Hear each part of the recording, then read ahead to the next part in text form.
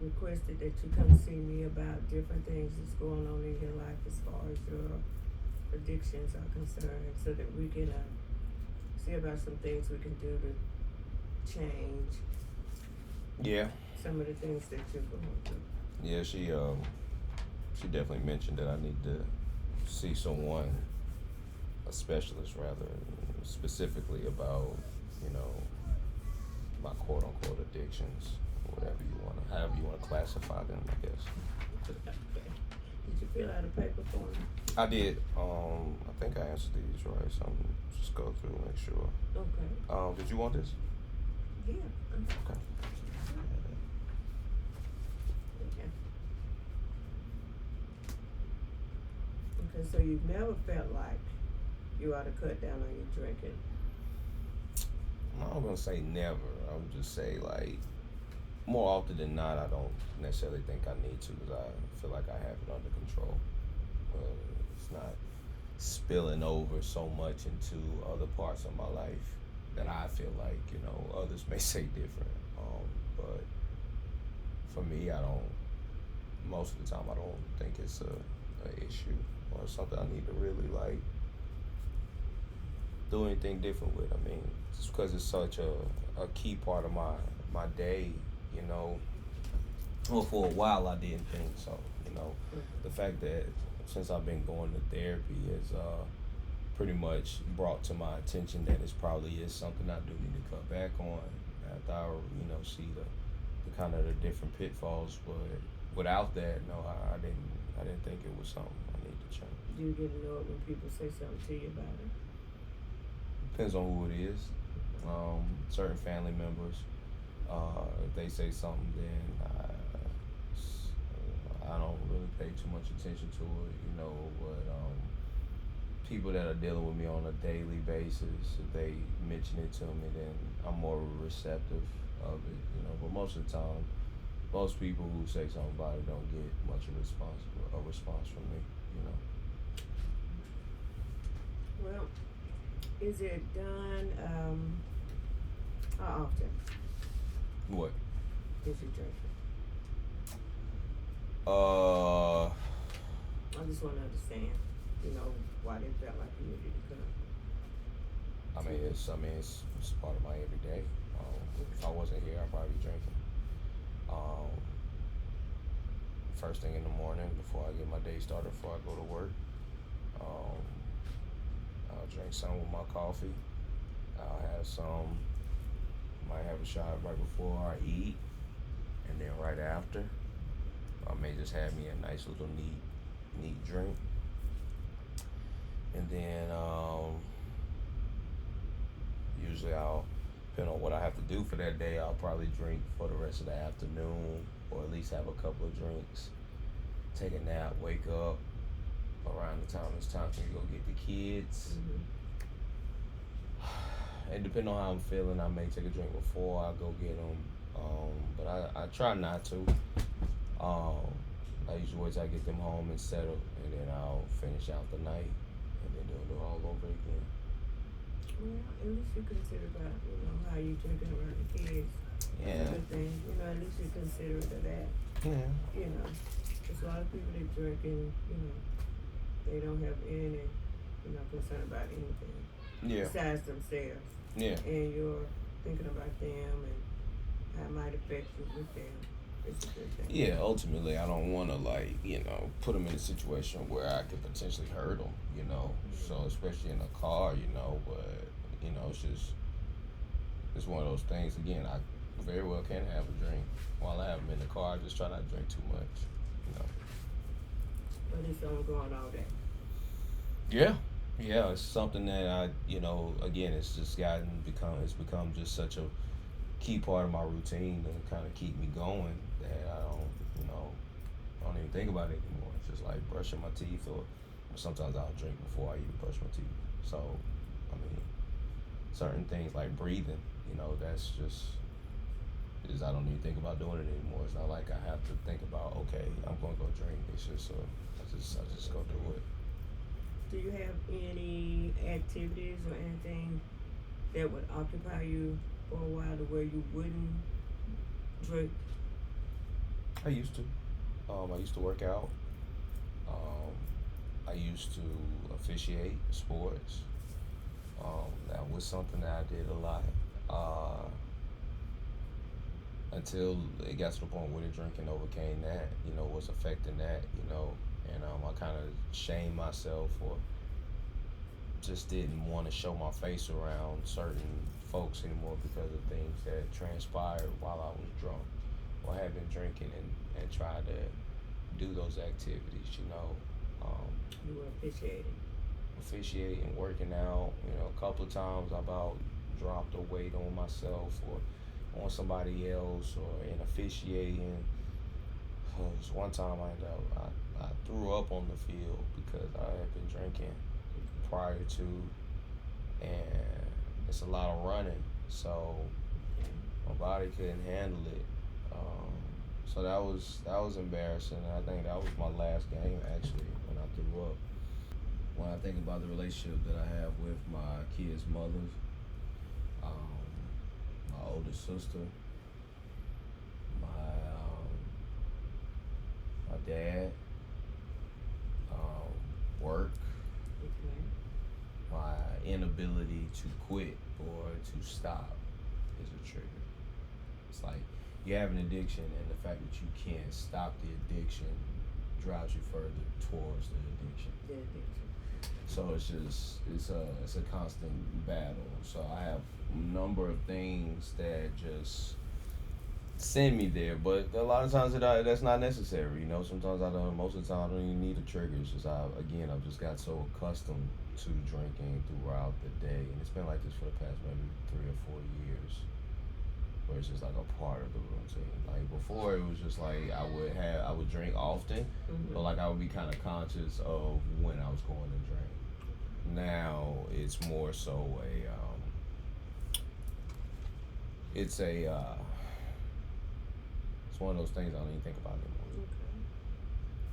Do you know if there's anything you could do to make just smaller changes or just small steps to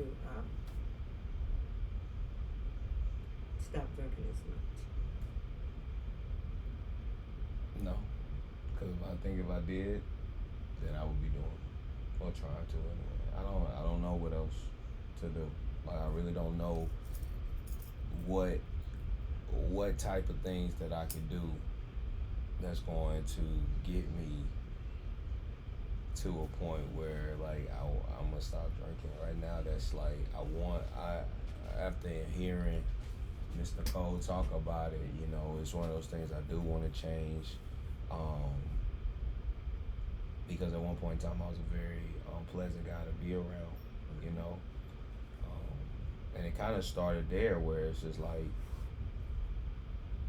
I would drink and then I would become more likable. What we need to do is figure out what we could do to change, because you're not here just because you want to keep drinking. Right. So we gotta figure out what changes can be made in order for that to happen. So are you saying like I should try to alter my routine around drinking? Yeah. How? If you drink it every day. All the time. See if you can't maybe not drink first thing in the morning. Okay. Okay. See, just try that out and see if I can go, how far I can go in the morning, not waking up with a drink. Before I get just one little thing. Change is just change. Yeah. And each little thing we do, brings about change whether we realize it or not. And so, if we can just, maybe I want to drink at 8 o'clock. I might, see if I can get to at least 10 o'clock before. Set some goals. Yeah. It's something to look forward to, Yeah. Because this is something you want to try to do. Yeah. It is. And that's all this is about. It's how we can change where we at. Because we don't want to stay in the same place we're in. That's true. I'm not the one to like to dwell on like the good things that I've or good things in the past.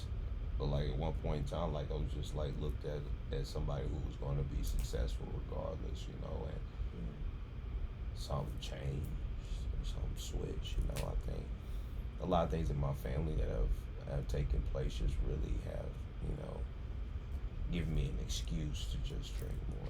And in that process, it just brought me to this place.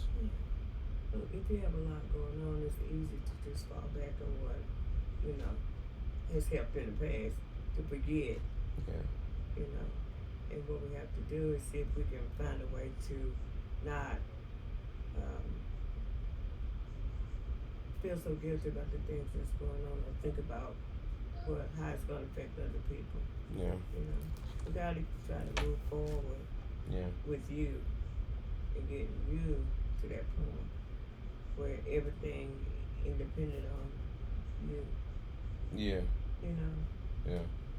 That makes sense. Allow people to feed you and support you to help you get through that. Because sometimes we can just hold back and not let people Because I don't want to burden nobody. But it's easy to pull back, you know, when you're not trusted or sure you can trust. Yeah. But once you find someone that you feel like you can trust and confide in, then that will help you as well. Because that'll be another piece of support when you don't go or make it to a meeting. Yeah. You know, someone you could call when things are not going, you know, you feel like I cannot handle this right now, you know. Yeah. And we need that. We need that support, and we need to be able to look and hope for things to happen. Yeah. You know. Yeah. And move forward. Yeah. Moving forward is huge. It's just. It just takes time, and I think when you try to move it a little bit faster than what we can handle is where it comes in at. What do you think? Yeah.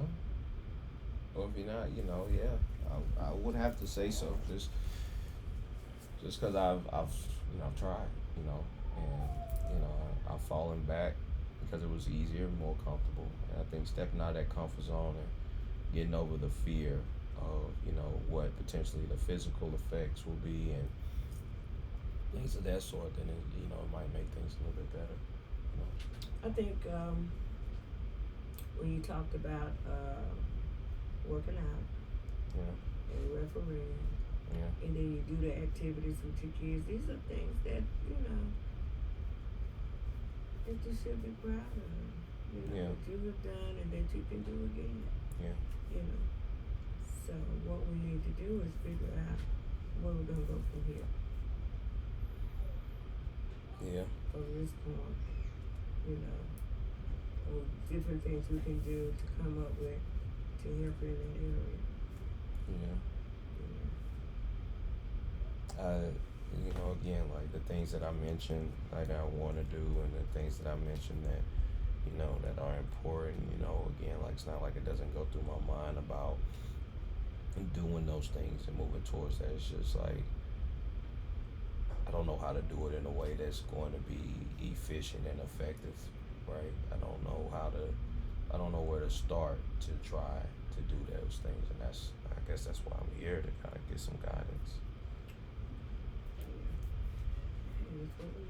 You know, that's what I'm willing to do. You know, definitely reluctant, but again, like after, you know, my family pretty much sat me down. Was like, you know, either you're gonna go to therapy or we're gonna make sure the next time that there's an incident that you go to jail. So that's how I go to therapy. I like it. I think that's better. I think that's better too. Yeah, I think so too. Yeah. Well, I'm gonna try to get with Miss Moore. Okay. And we're gonna try to come up with some things for you to do. And you'll probably meet with her. Okay. Again before you can meet with me, or you may not meet with me again. And me and her will just come up with some stuff for you. Okay. And we'll keep in contact with you and make sure that, you know, we're keeping in touch. Okay. And not let it lapse for, you know, a long time before we get back with you. Okay, Okay. that sounds good. All right. Sounds good to me too.